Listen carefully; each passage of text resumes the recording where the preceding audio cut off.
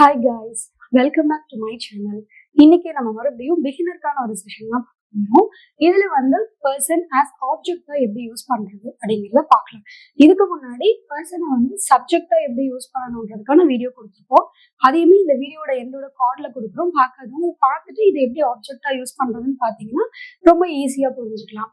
So singular அப்படின்னா நம்ம ஏற்கனவே சொன்ன மாதிரி ஒருமை அப்படின்னு சொல்றதுக்கு சிங்குலர்னு சொல்லுவோம். பன்மைன்றது ப்ளூரல். அதாவது ஒரே ஒரு சிங்கிள் பர்சனை பத்தி பேசுறது சிங்குலர், நிறைய பேர் இருக்கிறத பேசுறது ப்ளூரல் அப்படின்னு வரும். ஸோ இந்த 3 பர்சனுக்குமே சிங்குலரும் இருக்கு, ப்ளூரலும் இருக்கு. இப்ப ஆப்ஜெக்டா எப்படி சேஞ்ச் ஆகுது அப்படின்றதுக்கு முன்னாடி ஆப்ஜெக்ட்னா என்ன அப்படிங்கிறதுக்கான ஒரு இன்ட்ரோடக்ஷன் பார்க்கலாம். ஆப்ஜெக்ட் அப்படின்னா யூஸ்வலா ஒரு சென்டென்ஸ்ல நம்ம இந்த 2 கொஸ்டின் கேட்கணும். ஹோம் அப்படின்னா என்ன மீனிங்னா யாரை அப்படின்னு மீனிங். வாட் அப்படின்னா என்ன அப்படின்னு சொல்லுவோம்.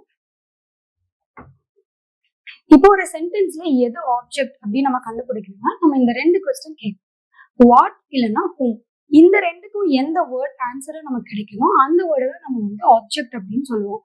For example he called me அப்படின்னு இருக்கு இல்லையா, அவன் என்ன கூப்பிட்டான் அப்படின்னு சொல்றதுக்கு ஹீ கால்டு மீ அப்படின்னு நம்ம சொல்லுவோம். அப்போ ஹீ கால்டு மீ, இப்ப யாரை அப்படின்னு இடத்துல கொஸ்டின் கேட்டோம்னா அதுக்கு ஆன்சர் மீ, என்னை அப்படின்றதான் நம்ம சொல்லுவோம். ஸோ மீன்றதான் ஆன்சரா வரும். அந்த மீ தான் ஆப்ஜெக்ட் அப்படின்னு சொல்லுவோம். ஸோ ஆப்ஜெக்ட்ங்கிறது ஒன்றும் இல்லை, எதை யாரை அப்படிங்கிற கொஸ்டினுக்கு ஆன்சரா வருது ஆப்ஜெக்ட் அப்படின்னு சொல்லுவோம்.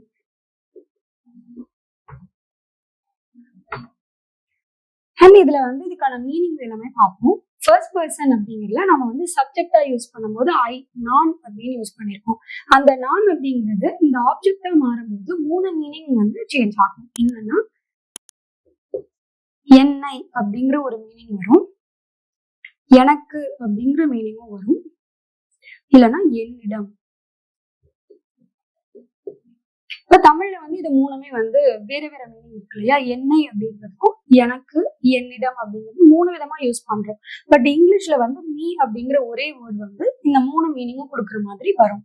அதே மாதிரிதான் அர்ஸ் அப்படிங்கிறதும் இந்த இடத்துல எப்படி ஐ அப்படிங்கிறது மீனு சேஞ்ச் ஆச்சோ அதே மாதிரி வி அப்படிங்கிறது அர்ஸ்ன்னு சேஞ்ச் பண்ணிருக்கோம். அர்ஸ்ன்னு சேஞ்ச் பண்ணா இதோட ப்ளூரல் ஃபார்ம் தான் இது இல்லையா. ஸோ இங்க என்னை அப்படின்னு வருது, இங்க என்ன வந்திருக்கும்னா எங்களை. ஸோ எல்லாரையும் சேர்த்து சொல்ற மாதிரி இருக்கும். எங்களைன்னு வரும். அதே மாதிரி எங்களுக்கு,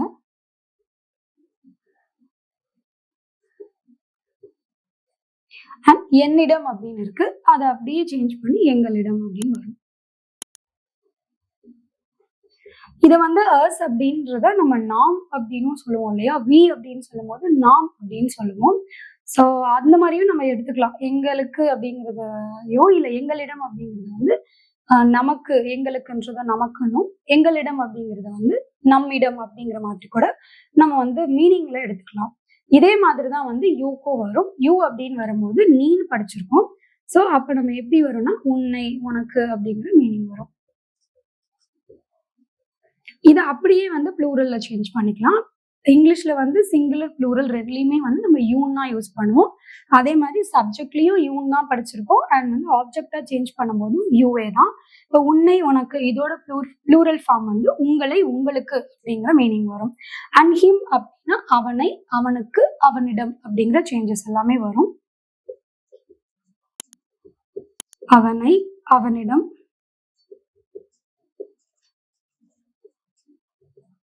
அவனுக்கு அப்படின்னு வரும். ஹர் அப்படின்னா அவளை, அவளிடம், அவளுக்கு அப்படிங்கிற 3 விதமா சேஞ்ச் ஆகும். அதே மாதிரிதான் அனிமல்ஸ் அண்ட் திங்ஸ் பத்தி பேசும்போதுமே இட் அப்படிங்கிறது அதனை, அதனிடம், அதற்கு அப்படிங்கிற மாதிரி மீனிங் வரும். இதோட அப்படியே ப்ளூரல் ஃபார்ம் எடுத்துட்டோம்னா தெம் அப்படின்னு இருக்கு. அப்ப இங்க அவனைன்னு சொல்லியிருக்கோம். இப்ப நம்ம டோட்டலா சேர்த்து சொல்லும் போது அவர்களை அப்படின்னு சொல்லுவோம் இல்லையா. அவர்களை, அவர்களிடம், அவர்களுக்கு அப்படின்னு வரும். இப்ப எப்படி இந்த ஒரே வேர்ட் 3 விதமா சேஞ்ச் ஆகுது அப்படிங்கிறது நம்ம எக்ஸாம்பிள்ஸ் மூலமா பார்க்கலாம். இப்போ ஹீ கால்ட் மீ அப்படின்னு இருக்கு. ஹீ கால்ட் மீ அப்படின்னா அவன் என்ன கூப்பிட்டான் அப்படின்னு அர்த்தம் இல்லையா. அப்ப என்னை, என்ன கூப்பிட்டான் அப்படின்னு சொல்றோம். ஸோ என்னை அப்படிங்கிற அந்த மீனிங் வருது. மீ அப்படின்னு தான் நம்ம யூஸ் பண்ணிருக்கோம். அகைன் இந்த செகண்ட் சென்டென்ஸ்லயும் நம்ம மீன் தான் யூஸ் பண்ணிருக்கோம்.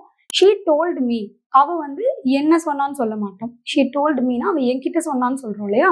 அப்ப அவள் என்னிடம் சொன்னாள், என்னிடம் அப்படின்னு சொல்லி சேஞ்ச் ஆகுது. இதே மாதிரி my father gave me a gift அப்படின்னா என்னோட அப்பா எனக்கு ஒரு கிஃப்ட் கொடுத்தாரு அப்படின்னு சொல்றோம். ஸோ எனக்கு. இப்போ இந்த 3 விதமாவும் யூஸ் பண்ணியிருக்கோம். ஸோ மீங்கிற அந்த சேம் வேர்டே தான் எல்லா இடத்துலயும் யூஸ் பண்ணியிருக்கோம். அது இல்லாம இந்த ஆப்ஜெக்ட் வந்து எங்க யூஸ் பண்ணுவோம் அப்படின்னா, நம்ம முன்னாடி பார்த்தோம் ஃபர்ஸ்ட் எடுத்தது நம்ம சப்ஜெக்ட்ல தான் ஸ்டார்ட் பண்ணணும்னு. யார் அந்த ஆக்ஷனை செய்யறாங்களோ இல்ல யாரை பத்தி நம்ம வந்து சென்டென்ஸ்ல பேசுறோமோ அவங்க வந்து சப்ஜெக்ட் அப்படின்னு சொல்லுவோம். ஸோ ஹி, அவன் அப்படிங்கிறதுல ஸ்டார்ட் பண்ணியிருக்கோம். செகண்ட் வந்து எப்பயுமே நம்ம வேர்பு தான் யூஸ் பண்ணுவோம். என்ன ஆக்ஷன் பண்றாங்க, ஹி கால்ட். அதுக்கப்புறம் வர்றது வந்து மேக்ஸிமம் ஆப்ஜெக்ட் யூஸ் பண்ணிக்கலாம். அதே மாதிரி தான் இதுலயும் இருக்கும். She told and than me அப்படின்றது ஆப்ஜெக்ட். மை ஃபாதர் அப்படின்றது சப்ஜெக்ட், கேவ்ன்றது verb, மீ அப்படின்றது ஆப்ஜெக்டா வந்திருக்கு. ஸோ சப்ஜெக்ட் அண்ட் வேர்புக்கு அப்புறம் ஆப்ஜெக்ட் வந்து யூஸ் பண்ணியிருக்கோம். ஸோ நம்ம வந்து பர்சன் எப்படி சேஞ்ச் ஆகுது அப்படிங்கிறது மட்டும் இல்லாம ஒரு சென்டென்ஸ் ஃபார்ம் பண்ணும்போது எந்த இடத்துல யூஸ் பண்ணுங்கிறதும் நம்ம வந்து தெரிஞ்சுக்கணும். இப்போ இங்க எப்படி மீனா என்ன, எனக்கு, என்னிடம்ங்கிறதுக்கு நான் எக்ஸாம்பிள்ஸ் கொடுத்துருக்கணும்.